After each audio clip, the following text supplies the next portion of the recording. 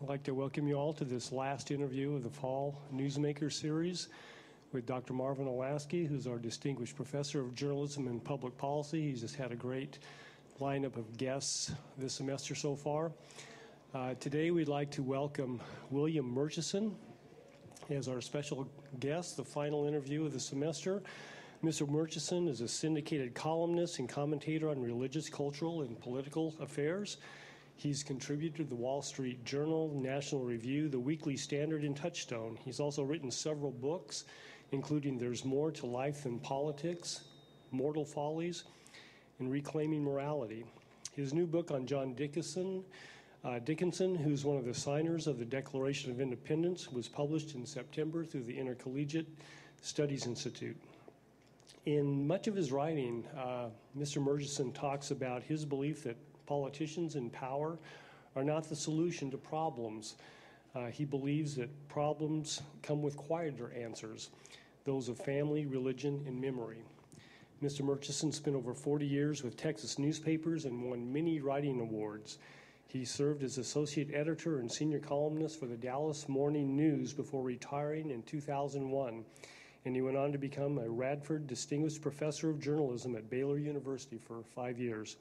He and his wife, Nancy, live in Dallas, and they are deeply active in their community and church. Would you please welcome Marvin Olasky and Mr. William Murchison. Thank you. Well, thank you for coming up from Texas to enjoy our cold weather today. It's my privilege, and I have to tell you that it's as cold in Dallas today as it is in Virginia. All right. We are not ahead of you. Okay. You've been a professional journalist for almost 50 years. And I'll throw out a hanging curveball of a question to you. How has journalism changed during the time, and has it been for the better or the worse?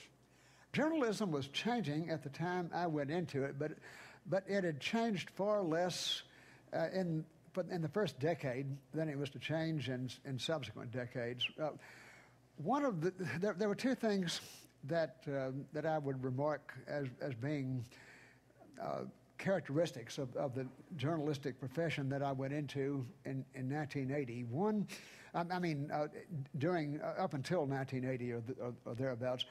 The first of those two things is the commitment, generally speaking, to objectivity, to the idea that journalists, whatever they work for, magazine, newspapers, TV stations, are not your brains. They are your eyes and your ears. They exist to tell you how to use your own eyes and the ears by putting facts in front of you to make your own judgments.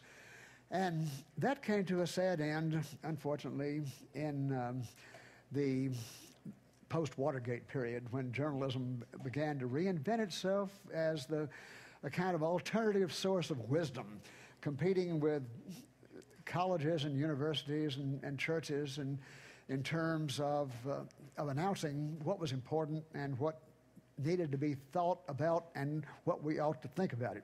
The second attribute of journalism is probably the lesser one, but I don't know, maybe it's not lesser, and that is the old style of production that was the result of ordinary people who had not been to Harvard, who had not been to Yale, hadn't even been to Patrick Henry College. They joined newspapers because they loved to be on the front lines of events. They loved to tell stories. They didn't try. They were people who did not have an ideological agenda. And I worked with many of them. They were straight journalists who just loved storytelling. They loved to answer questions. What's all this about? What's really going on? And why should we care about it? They love to answer those kind of questions rather than to pose the question that journalists are fond of posing today: why don't you agree with the liberal intellectual elite? And I miss those old days in many respects. I miss them too. When I first joined the journalism department at University of Texas, the professors, for the most part, were old-line Texas moderates to liberals, but they loved reporting, and they thought staying low on the ladder of abstraction rather than dealing in theoretical niceties was the thing that journalists should do. Indeed. And that all changed. The new professors coming in were some were Marxists, some were this, some were that, but for the most part, they were more interested in mass communications than reporting. Yes, yes. Now, thinking about UT, you went there, majored in history. Yes. And then you got a degree in a master's at Stanford in history. Yes. And during this period, at some point, the Texas legislature, in its wisdom, decided that all students should have 2 courses in American history in order to graduate from UT. Mm-hmm. And that was seen as a good thing to do. It hasn't really turned out, I suspect, as many of the legislators hoped, because, well, tell us about the courses that are typical in American history at UT, as well as at lots of other colleges and universities. Well, it has become conventional in the teaching of history, and I contrast this very sharply and very painfully with the kind of teaching that I received in my own undergraduate and graduate days, to set before the student such well-selected facts as cast doubt on the origins of our country, on the origins of our culture, on the beliefs that Americans have reckoned as essential to their national identity. Patriotism, the idea of American exceptionalism, the idea of a country committed to God, founded with some broad understanding of divine purpose in its affairs. These are ideas that have been selectively excluded from courses that teach American history. And what has been selectively included in those courses is the idea of America as somehow oppressive, a persecutor of minority groups, a society that has excluded large swaths of the American population, ethnically especially, from participation in American society. So that the student who sits tamely and meekly in history classes is entirely too disposed to come out of those classes with a great deal of skepticism about the American role in the history, in the world, that skepticism did not pertain to us. We believed in America. We went forth from our classes, not as flag-waving American patriots necessarily. That was not the objective, but the objective in those days was to present America as something good and useful, and its pursuits advantageous to the cause of liberty in human affairs. Today, skepticism toward America and her purposes is the message that you take away from history classes. And I suspect the intent of the Texas legislature in 1970 or so, when this law was passed, was to try to increase the fondness of students for America, or at least let them understand something about our past. And it really hasn't worked out that way, right? The requirement now becomes one of learning hate America stuff.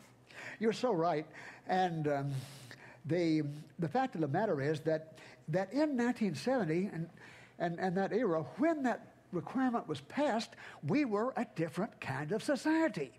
We in Texas had not experienced the gut-wrenching changes resulting from the 1960s, a topic which I'm going to be writing a book on in due courses, how the 1950s could ever have turned into the 1960s. But at all events, I went through the 1960s.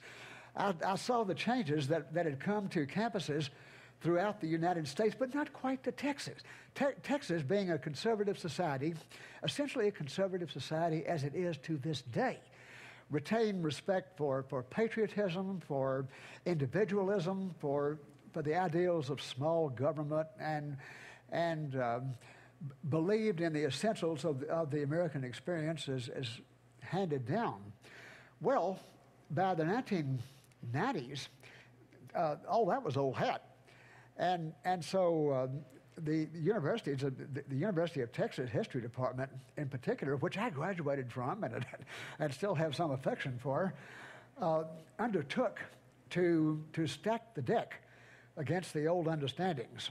And the curriculum that the State Board of Education, in a very controversial series of actions, undertook in the, I guess it must have been 6 or 7 years ago, the actions that they undertook were to straighten out some of these false assumptions about America and to return, in some sense, to the older ideals of America as being imperfect, of course. No Edenic society exists in the world and never has since the Garden of Eden. But nevertheless, to restore to our understandings of America some sense of America's value. And that was objected to by the liberal establishment and still is, I'm very sad to say. Let's go to the new book then. Yeah. And you actually have a copy. I do. I want to hold this up here. Here we have The Cost of Liberty, The Life of John Dickinson. And I've just been reading it. It is not only accurate from my understanding, I've done some writing in the 18th century, but it reads well. It's an exciting story of a fellow who may have been most valuable because in some ways he wasn't so exciting and wasn't so excitable.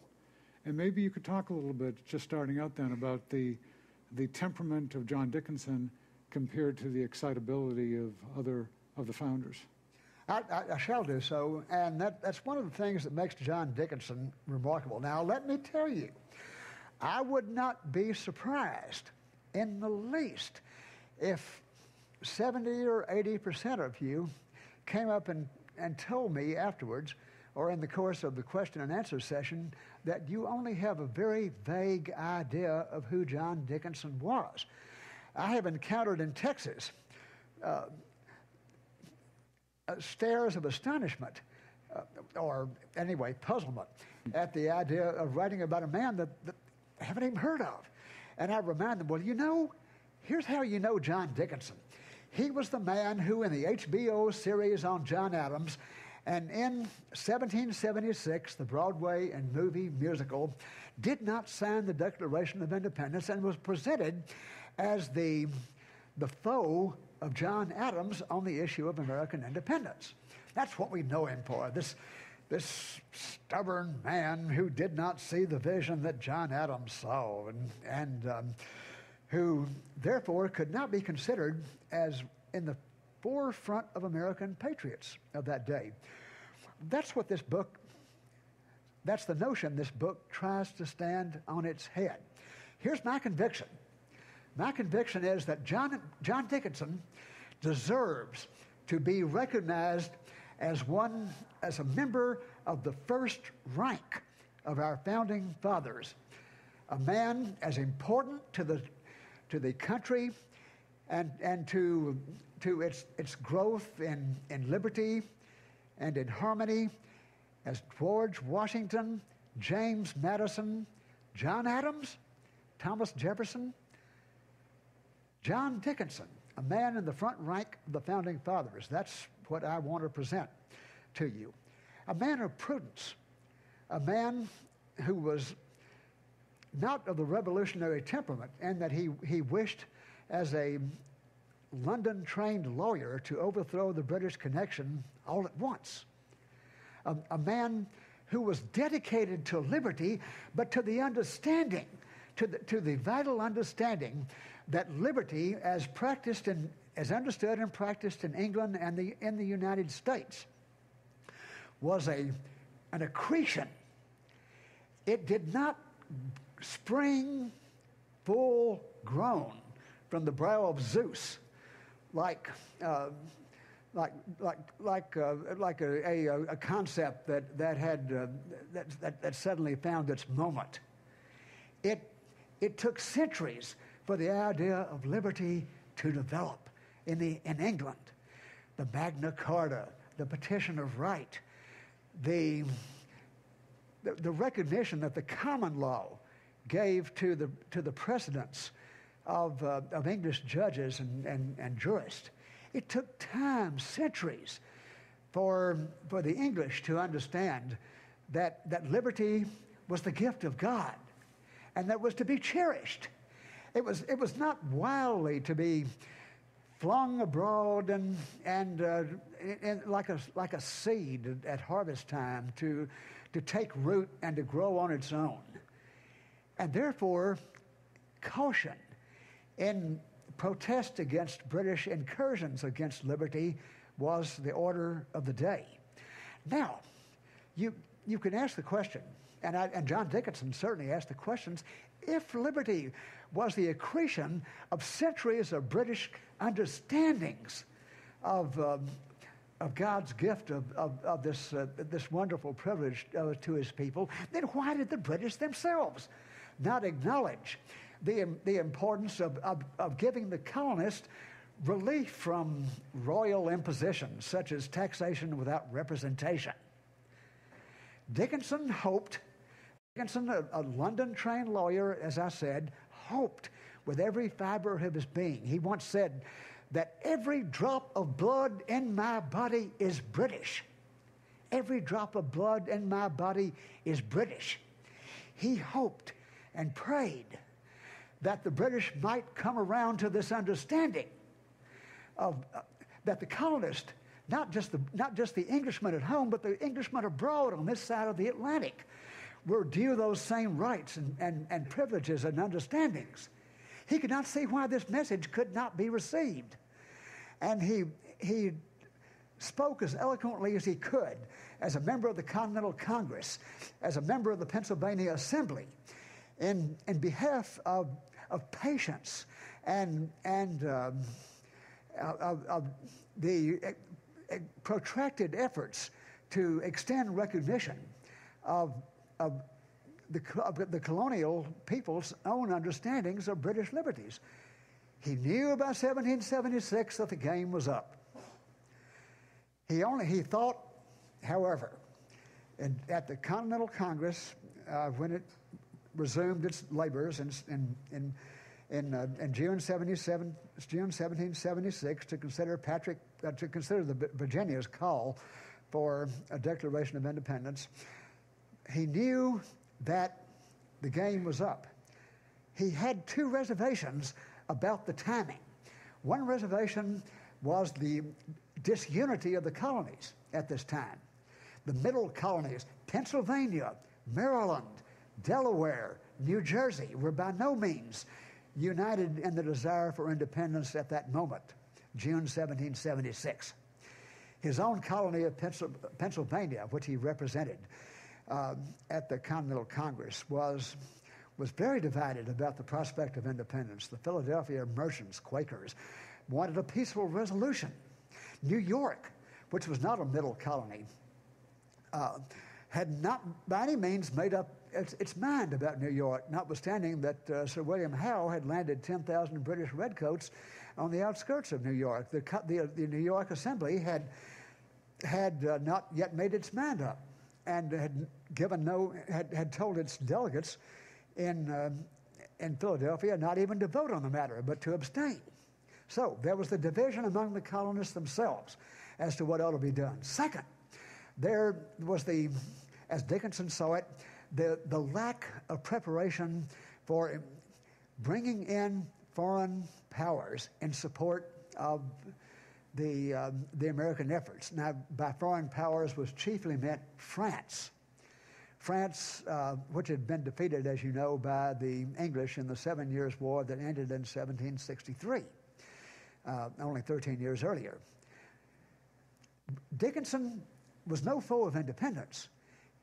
He simply wanted to make sure, he wanted to be certain that if we took that fatal step, that fateful step in behalf of our claim to the same liberties that the English people enjoyed, that we would succeed. But let me tell you one thing he did that I think is vital to understanding John Dickinson as not only a prophet, but a patriot. He stepped aside from the vote on independence on July 2nd, 1776, by which I mean that he absented himself from the vote. Pennsylvania, the previous day, had voted against independence, with John Dickinson and Robert Morris being instrumental votes stopping the vote for independence. He absented himself, as did Robert Morris, the next day. To have voted against independence would have been to say, no, we can't do this. No, it's wrong. He didn't feel that way. He kept away from the convention, and it was passed, the vote for independence passed with a majority in the Philadelphia delegation, as in the other delegations, all except New York, whose assembly continued to require its abstention. And so America declared independence. What did John Dickinson do at this point? He put on a military uniform and led a troop of Philadelphia militia off to the front in defense of what he could not vote for. Here was courage and patriotism of a very high order. Let me tell you, I mean no insult to the memory of John Adams, who despite his disputes with John Dickinson, which as portrayed in the series and which were actually real, with no disrespect to John Adams, he never served in the military, nor did any other member of the Continental Congress except Thomas Kane of Delaware. Two members of the Continental Congress served in uniform in behalf of their country's freedom. And one of those was John Dickinson, prophet and patriot. So let me punctuate a little here. Dickinson never signed the Declaration of Independence, but it wasn't because he didn't understand the issues. In fact, I mean, he was born in 1732, same year as George Washington. Dickinson studied law in London, came back, wrote that famous, probably the most famous and significant document up until Thomas Paine's Common Sense, as far as convincing colonists that they had this was letters from a Pennsylvania farmer in 1768. So he was pretty early on this, and as you say, it wasn't that he lacked courage. I mean, he went and fought, put on the uniform. But it was a matter of prudence, I suppose, right? In his mind, some of you may remember George H.W. Bush sort of saying about particular things, well, it wouldn't be prudent. And in a way, that was Dickinson. It wasn't prudent to declare independence at that point, at least until the French were clearly going to be part of an alliance. Did he ever change his thinking on as it turned out that in fact it did work, the Declaration of Independence did work? Did he ever indicate, gee, I wish I had signed it, or was he pretty much persistent in that sense that it wasn't prudent? He never backed away from his decision not to sign the Declaration of Independence. Robert Morris did sign the Declaration of Independence, Robert Morris being the other member of the Pennsylvania delegation who stayed away from the Congress on July 2nd, 1776. Robert Morris signed in August. John Dickinson never regretted his decision. He acknowledged and acknowledged in writing that it had all worked out all right. But his concern had been for prudence. He never backed away from the arguments for prudence that were instrumental in his thinking always as a sound lawyer and defender of liberty under law. He understood liberty not to be some wild creature whose blessing you could seek whenever you wanted it, but rather as I said a few moments ago, as the accretion of centuries of thinking. He was a man of prudence. He wrote in favor of what he called balanced moderation. Now, I think that's an extremely important point to keep in mind, not just for the 18th century, for our reflections on the 18th century, but for our understandings of what is expected of us in the 21st century. Balanced moderation. The angrier we grow as a society, and many are angry. Many always get angry in every society. There's a kind of a human tendency that I think is instilled in us and is endemic wherever human beings live, to grow angry and impatient at abuses that simply cry out for redress. We have to remember that balance in human affairs is what brings human affairs to a higher level of participation and understanding. That is to say, the understanding, which I have to say is not general in our nation's capital today, that there are arguments of all kinds to be made on all kinds of propositions, and that a thorough and wholesome discussion is necessary before extraordinary actions are taken. John Dickinson gives us the key to this: balanced moderation. It's hard. Oh, is it hard? But it's vital. So there's lots of interesting history in the book, and some things I learned from Dickinson's involvement in the Constitutional Convention, that Dickinson actually was in favor of an executive not with a single president, but he proposed having three: one from the North, one from the Middle Colonies, one from the Southern Colonies. Interesting to think about how that would have worked out historically. He was successful at the Constitutional Convention in having, in proposing and having adopted that the senators would be selected by the state legislatures as opposed to being a direct vote, which is the way it continued up until 100 years ago. And, I think probably was actually a better thing to do than what we have right now as far as getting some people who would check the power of Washington. And then also Dickinson was anti-slavery and did not really cotton to the, if I can use that word jocularly here, to the 3/5 compromise and so forth. So a lot of interesting stuff in the book, but let's come to applications to the present right now. And particularly as I was reading this book, in the back of my mind was the current debate about the Tea Party, and certainly within the Republican Party. For example, Texas has two senators, John Cornyn, who seems very prudent in lots of ways, and Ted Cruz, who has given a real jolt to the Senate and to the Tea Party movement.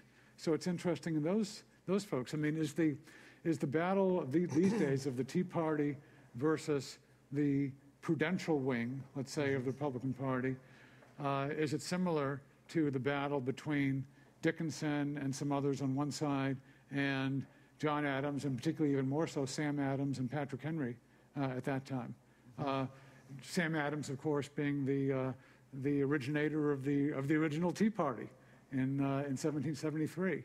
Would he be in the Tea Party today, and would the battle of John Dickinson be continued against the Tea Party folks? Well, I think that the circumstances may be a little bit different, but the temperaments never change. And John Dickinson's temperament stressed, John Dickinson's temperament stressed prudence and patience. And I think that with what John Dickinson would have insisted on, not in 2012 and 2013, but in 2009, when Obamacare was first vetted as a possible solution, quote, quote, for our nation's health exigencies, would have been a thorough discussion of what really ought to be done with liberty in mind. John Dickinson's fundamental concern was for liberty, What we know about Obamacare is that it violates many historic American conceptions of liberty by taking a system, taking a government program and forcing it down the throats of the American people a cram down, as Daniel Henninger of the Wall Street Journal called it last week. It violates precepts of what is the right, what is the due of American citizens in terms of making decisions about their own lives. So Dickinson would have recognized this in the beginning. He would have called for prudent discussion of what ought to be done, and he would have opposed Obamacare. In my estimation, I mean, I hate talking about what somebody who's been dead for 200 years would say now, but I think I'm right in extrapolating from his statements that his concern would have been for liberty, his concern would have been for prudence in these discussions. Had the country listened to those concerns by Senator John Dickinson, let us say, of Pennsylvania in 2008, then the matter of health care for Americans would have been adjusted cautiously, prudently, carefully, in terms of what was realistic, what could be done, and what would best preserve American liberties. So it would not have risen to the level of the discussion that the Tea Party entered in 2009, 2010, especially in those elections of 2010. The level of anger would not have risen had there been the prudential cautions that John Dickinson, as a member of our greatest deliberative body, the Senate, might have offered. We need more people like him instead of fewer. The anger that people such as Ted Cruz bring to these deliberations is a reflection of the lack of prudence at the beginning of the problem. The lack of prudence itself, the lack of forethought and care and caution almost makes inevitable the rise of hotheads. And the angry wing in politics, such as Ted Cruz seems to represent. Not knocking Ted Cruz. I voted for him in the last election. I'm simply saying it would have been a marvelous thing for this country had it not come to this, that the Democrats and the Republicans, in a spirit of prudence and cordiality, could have contrived a solution to a problem that would have actually addressed the problem and not left and scattered all over the political landscape the resentments, the fears, the anxieties that drive the temper tantrums of today.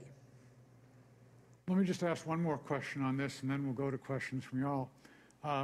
What do you do when the situation has gone to a certain point that it seems only radical solutions are the only ones you have to bring in at this point? For example, if the deficit grows to a certain point, if the national debt grows to a certain point, that the only solution is perhaps inflation or even hyperinflation at some point. What role then, what is prudential then? Is it prudential for a person to continue with moderate activities, or does someone, and perhaps a Ted Cruz, have to yell and in some way get attention before people will understand the nature of the crisis? In a sense, I'm asking Patrick Henry's question about those who say peace, peace when there is no peace. Patrick Henry versus John Dickinson, a hothead versus prudence. What do you do when when alternatives that could have been seized in the past to keep things from getting to this point have not been, and you're getting to a point of utter crisis? What then is the role for a prudential statesman? The prudential approach is to change the government. The prudential approach is to elect people who understand what has to be done.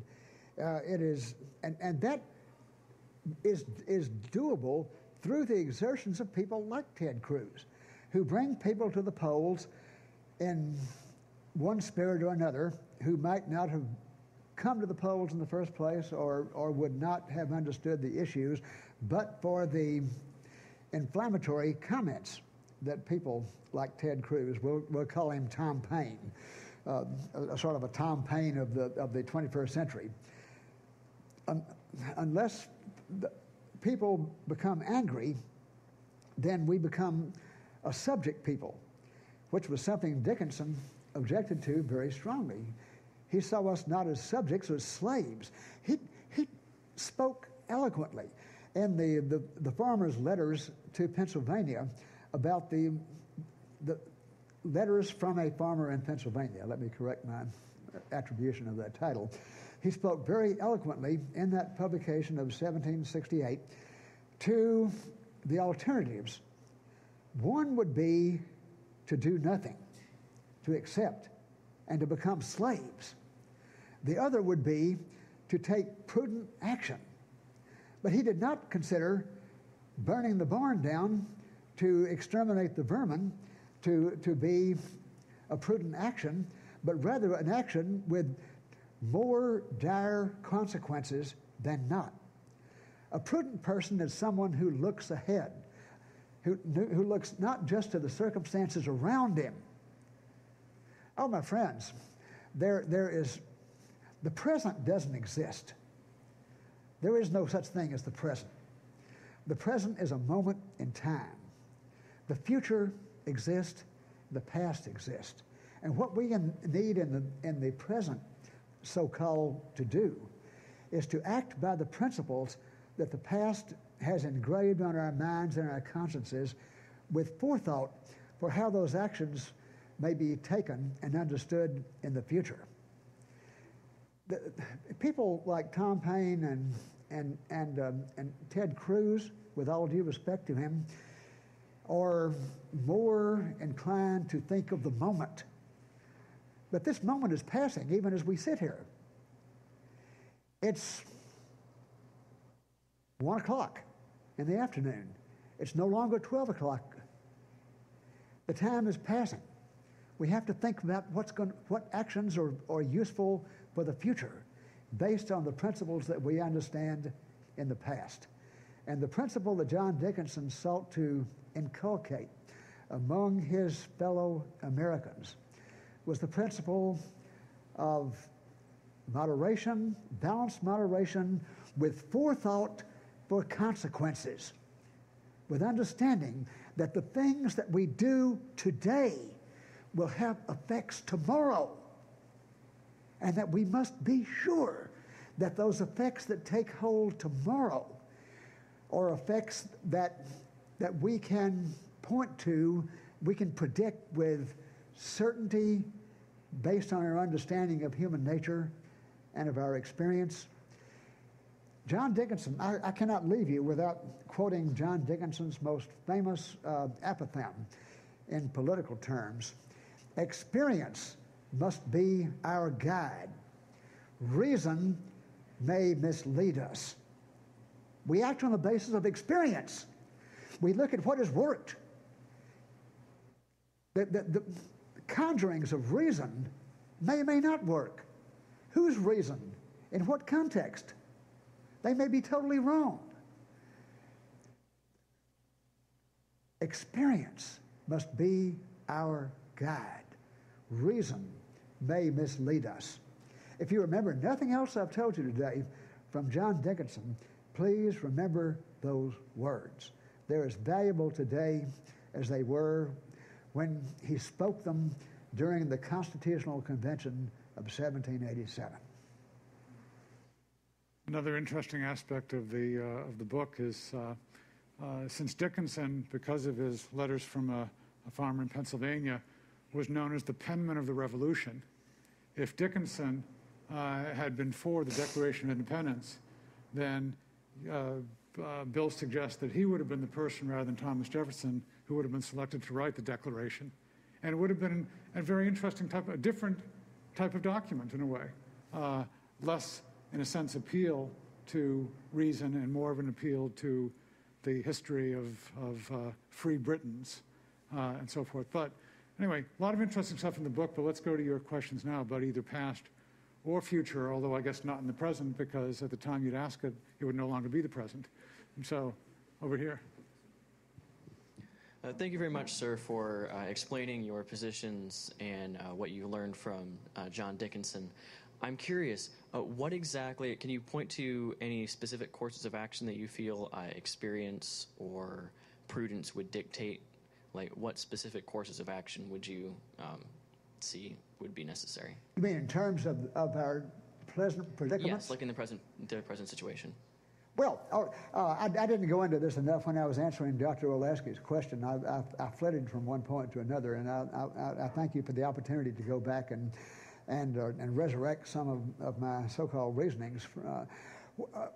Dickinson would emphasize the need not for revolution, but rather for reliance on the means given to us by the Founding Fathers through our governmental system, through the balance of powers that exist among the three branches of government: judicial, legislative, executive, and further, the balance, which this did not come up in our discussion, but rather the balance that he saw as instrumental to the American system that flows from power residing in the states, in state governments.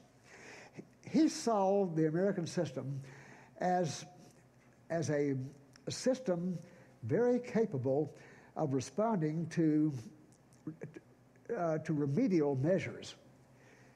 And that system, I think he would prescribe now, organization in a political sense for change, organization for the election of members better able to understand the stakes and to bring about the changes that need to be made. Now I will tell you this as well, and I understand that the revolutionary aspects of life in 2013 express themselves in terms of throwing the rascals out of power and getting rid of Senator X and Senator Y and Representative X, Z, and so on and so forth. This is part of the game. But the question becomes, what do we do when we get rid of them? What's our experience with the exigencies of the present day? What are our problems? Well, let's see. Healthcare is certainly one of them.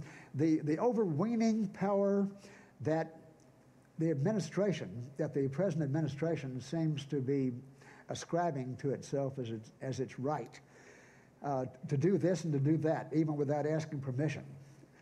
Another would be America's place in foreign affairs, which it seems to be a crisis that is of slightly lower interest to the American public than domestic crises.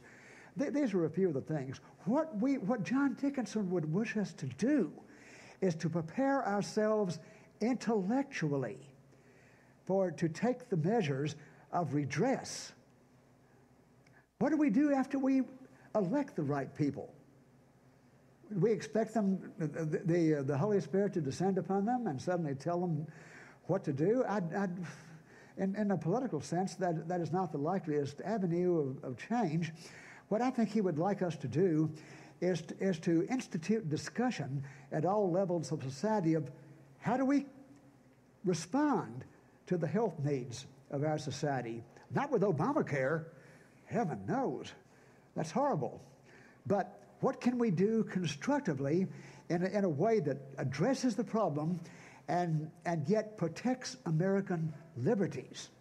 There are many remedies that have been vetted by conservatives in one form or another, but I think we need to insist on a broad discussion among Americans about Obamacare that proceeds from the need to replace it with something useful and not just to throw it out the window. All right, in terms of Obama's disposition to enact changes by presidential decree, contrary to the spirit of liberty, we have to reflect on the means of restraining operations like this. Perhaps we need to write tighter laws about what executive action may do. Perhaps we need to investigate the ways that these actions can be challenged in federal court. Then we need, it seems to me, above all things, in this particular context, to investigate and to talk intensively about the need to put prudent people in the federal bench. This was done during the Reagan years. The Federalist Society arose in response to concerns that the federal judiciary, as we've known for many years, was out of hand, and that it was doing things just because people wanted to do them, not because they were congruent with the constitutional requirements. We need to talk about the membership of the federal courts and how we restore the federal courts to the kind of balanced moderation, John Dickinson's phrase, that they have enjoyed in the day of Ronald Reagan. So I'm saying then, to sum up, that it's important to use the instruments the Founding Fathers gave us, the ballot box, the three-part system of checks and balances, but it's also important to think about what you're going to do once you gain control of those instruments. That's the prudent thing to do. Other questions? Questions, concerns, anything? We had an earlier guest this past week, Andy Crouch, who's the executive editor of Christianity Today, who suggested that at a later point in the 20th century, the church, the Christian community, began to look toward the influences of politics and party and influence to address many of the social challenges that they were being confronted with, and that largely didn't pan out. And just speaking of kind of the theme of many of your writings, you're thinking other quieter influences are more effective. Can you speak to that scenario? You want me to contrast other influences with the influence of the church, with the churches? Yes. Yes, thank you. Thank you for that question. That gives me the opportunity to say that John Dickinson was a great friend of religious liberty, a not terribly good Quaker, but a thoroughly good and devout Christian, non-denominational Christian, who believed that the cultivation of religious truth put into the minds and the hearts of the people virtuous notions and understandings that they should then apply to political life. It was not so much a case of the Quakers. Well, the Quakers wouldn't have done this. The Quakers were quietists, but let's say the Congregationalists. It was not a case of the Congregationalists saying, "We have decided what ought to be done in terms of this, that, or the other public policy, and here's the Congregationalist position on this, and you listen to us because God Himself has told us to do this." That was not Dickinson's position. It's not the most effective position, it seems to me, in terms of the interplay of relationships among churches and religious people with the politics of the present day.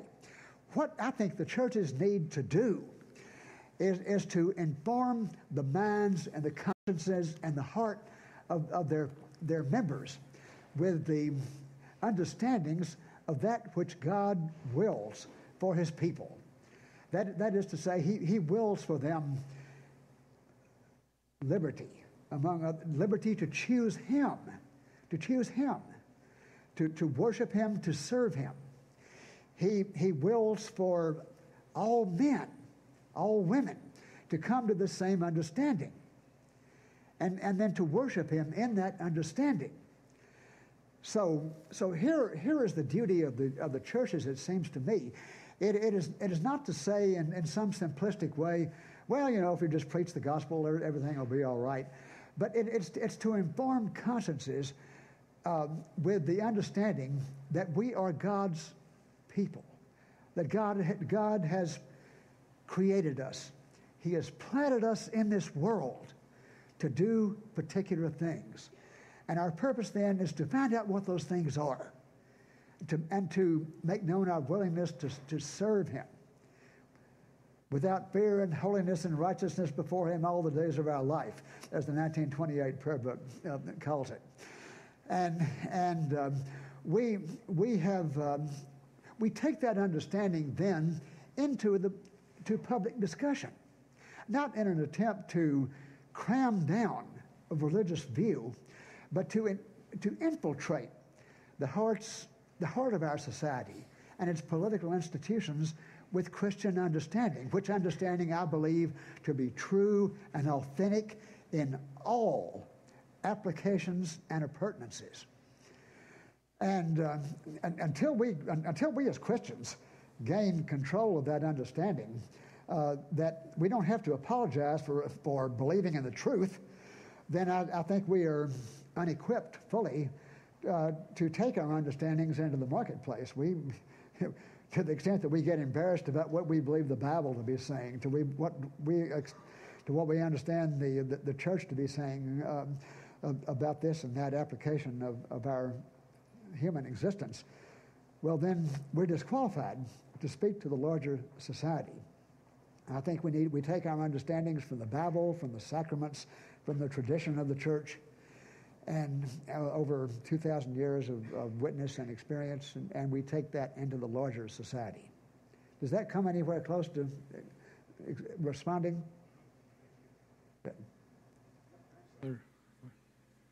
Back to John Dickinson. So he didn't sign the Declaration of Independence. Was he for the revolution, or was he just hoping to see the change come about more without the kind of the revolution that we had? Where was he on that? I wasn't quite clear. Well, he wanted reconciliation, which is the Christian virtue, by the way. Let us be joined in unity of spirit and heart and mind, and reach out our hands to our fellows. That was what he wanted. He wanted the British to understand, which they seemed incapable of doing in the 1770s, that they were transgressing American liberties that were identical to the liberties enjoyed by the English people. What was the matter with these people? That was what he was saying. He wrote petitions to Parliament. He wrote petitions to the king. He expressed himself in pamphlets and in letters and in writings, making very much that point. He wanted reconciliation. But you know, there's a commodity in human existence called sin. And that commodity corrupts our understandings. And when we give ourselves over to the temptations, I was so pleased. I'm so pleased to know that Patrick Henry College affirms the substantiality of the devil, a point in which I wholeheartedly believe. But the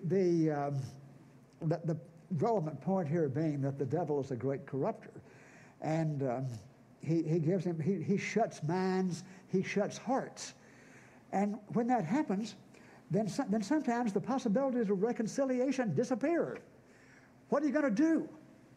I think John Dickinson believed in 1776 that the possibility of reconciliation, however much he desired it, had passed. The time was gone. If we had to have revolution then, we had to have revolution. However, if we were going to have revolution, then let's have it on the terms that make possible the victory of our understanding of liberty over those whose understanding of liberty has been corrupted and debased. That's what I think he was up to.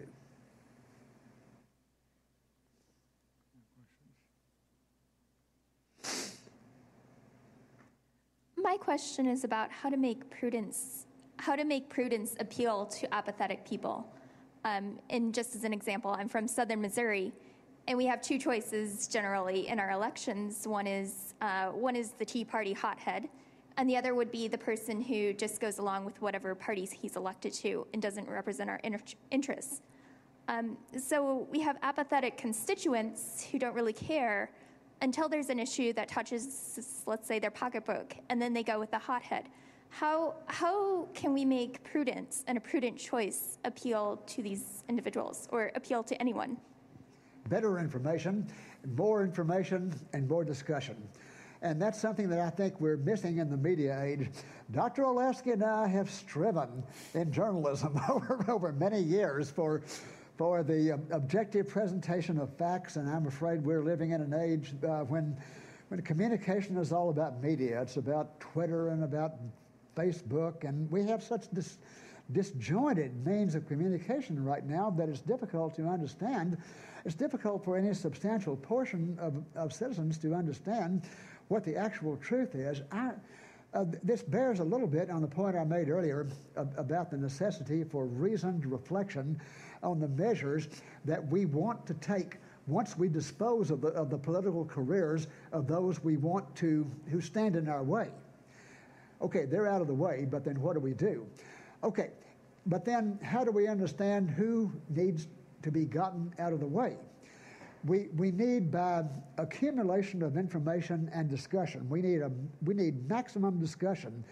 What greater right is there? What greater rights are there appertaining to Americans than those described in the First Amendment? Freedom of religion, freedom of speech, freedom of petition, freedom of protest. These are fundamental to our understanding of our position in the world as Americans. What the Tea Party people have got to do, in my estimation, I don't prescribe for the Tea Party people. I'm not a political participant. I'm a writer. I'm a journalist, and I try to stay out of the day-to-day hurly-burly of politics. But what I think needs to happen is more discussion and the accumulation of more facts. We need to discuss, in other words, in electoral terms, what is wrong with this particular candidate whom we want to throw out. I don't want it said, and some of my friends in the Tea Party would be very offended by this. Just because somebody has been a member of Congress for 12 years or 18 years, I don't want to say, let's throw him out. Let's get rid of him. I don't think that is a valid objection to his particular service. I think what needs to be discussed then is what we want and how this person might be aiding us, or how he might be obstructing us. We have to have discussion. We have to have conversation, which is very, very hard to get in this media age, when a discussion is fragmented all across the media landscape. I don't know how we get to it, but I think that's what we need to strive for. We need to be prudential in our actions. We don't need to go about with axes in our hands, chopping down people whose behavior may be completely unexceptionable, who may be of value to the cause rather than obstacles to it. We need to be careful and prudential and not angry. Resist anger. Resist anger. Anger is a spirit that carries away good judgment. If I lose my temper in politics the way I sometimes lose it over what my laptop computer is doing, then I have disabled myself as an effective force in advancing the discussion. Resist anger. Resist anger. I can't say that often enough.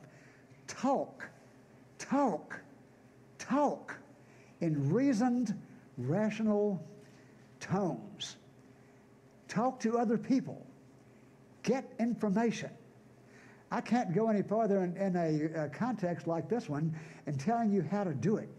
But go into these discussions with these things in mind, and I think you'll do a lot better than you will simply by flailing about angrily as if you were reacting to the hard-headedness of a laptop computer that will not come on no matter how hard you beat on it. I've tried it. Well, that's a great admonition in which to conclude the fall series, and particularly relevant information concerning laptops. So anyway, my thanks to Patrick Henry College and to President Walker for providing this great opportunity. Graham?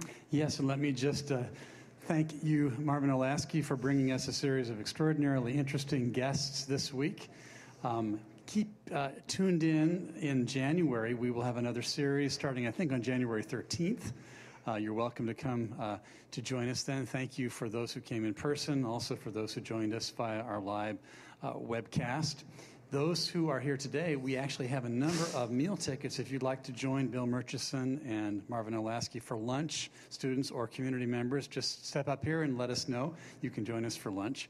But as we conclude, let's thank Bill Murchison for a very interesting set of reflections. May God bless you. Thank you. Thank you.